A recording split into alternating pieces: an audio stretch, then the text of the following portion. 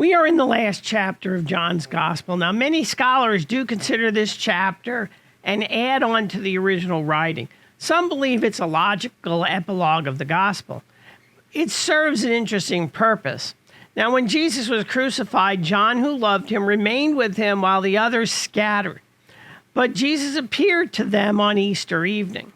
Therefore, they knew Jesus was a true Messiah and a part of what became the Trinity. So the question is, why would they return to fishing at Capernaum? I am assuming Capernaum because the Gospel says that they were at the Sea of Tiberias. This is another name for the Sea of the Galilee. Therefore, it is logical to assume that they are home. Well, they're at least at Peter's home. 7 of the disciples are mentioned in the narrative. There are 4 missing from the group. We do not know where they were at that moment. Interestingly, the narrative mentions Nathanael.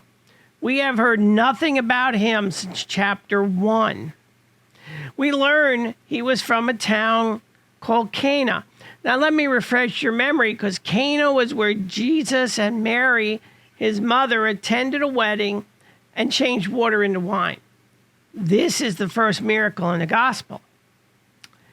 It has been suggested by scholars that the disciples did not know what to do. That seems odd. The scene has the men going back to their occupations, and they were fishers. This outing is a difficult one because they didn't catch any fish. This is odd because the Sea of Galilee was full of fish. They heard a man from the shore telling them to toss their nets out again. And this time they caught so many fish that the net almost tore. Then they recognized Jesus. A fish fry follows, and the men recognize that they're in the company of Jesus. Pretty cool story. However, what does it mean as a spiritual lesson for us? Well, the narrative suggests that the disciples either forgot about Jesus and the mission or believed the mission was over after his death. Well, both seem unlikely, but the story is not about them evangelizing the gospel. They went back to their old lives. How could these men have traveled? How could these men have traveled with Jesus, seen all the signs and miracles, witnessed Jesus rising from the dead, and then return to their own jobs? Wait a minute. That doesn't happen to people today. How many people come to church, worship, celebration on Sunday, and then by Sunday afternoon, they're back to their old ways of life? At 35 years old after my baptism, I was eager to learn a comprehensive understanding of Christianity. That search in Jesus calling me brought me into a new life. Yes, I left my computer engineering position, became a pastor and biblical researcher. For me, coming to know Christ had a major impact. Now, I'm not saying that everybody who claims to be a Christian must go through a major impact and such a transformation. I say that as Christians, we need to remember that we have a divine purpose beside a career or work. How many of you think about Jesus during the week? I have met so many Christians who will give 1 hour a week to God.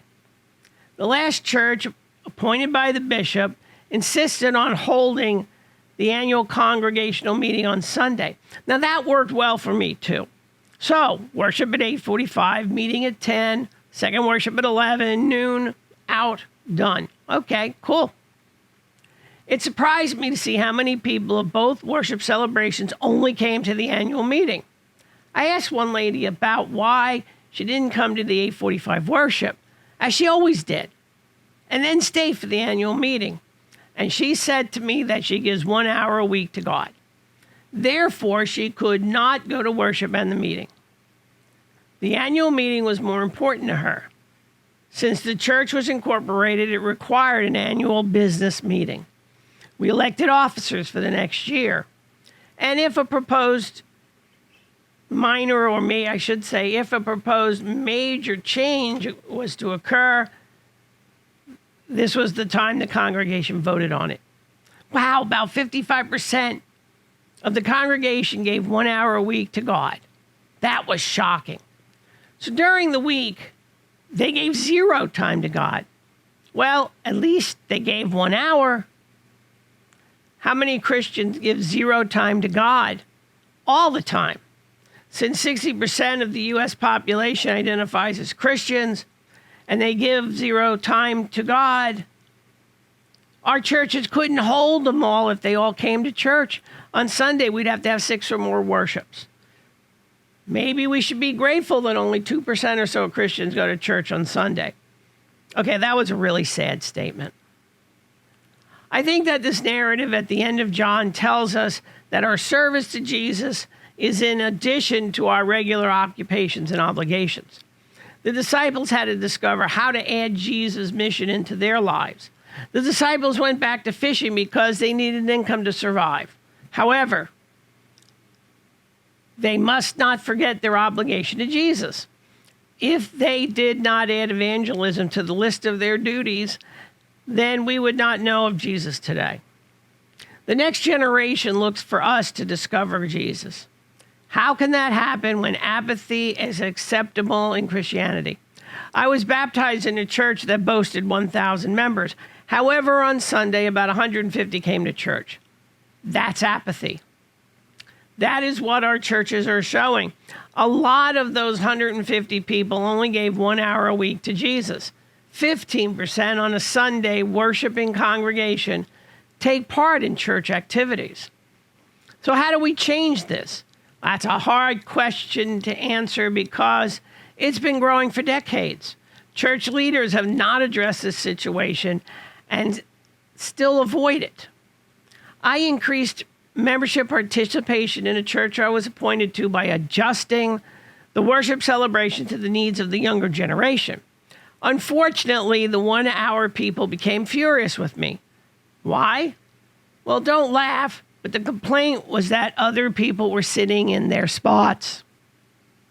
It reminds me today of Sheldon on the show Big Bang. Sheldon had his spot. No one else could sit in it.